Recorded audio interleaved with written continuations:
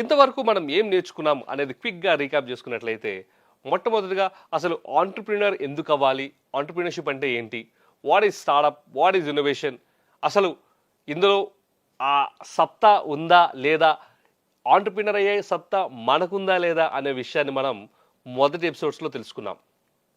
ఆ తర్వాత ఐడియాస్ని ఏ విధంగా మనము జనరేట్ చేయాలి అనేటువంటి సందర్భంలో జపనీస్ కాన్సెప్ట్ అయినటువంటి ఇకిగై హెల్ప్ తీసుకొని మన ప్యాషన్ ఏదైతే ఉంది దానిని బట్టి మనం రాసుకోవడం జరిగింది. అంతేకాకుండా ఆ ప్యాషన్తో పాటు అనేక రకమైనటువంటి ఇండస్ట్రీస్ను, తర్వాత ఏవేవైతే ప్రాబ్లమ్సో లేకపోతే ఐడియాసో ఉన్నాయో అవన్నీ కూడా మనం లిస్ట్ చేసుకోవడం కూడా జరిగింది.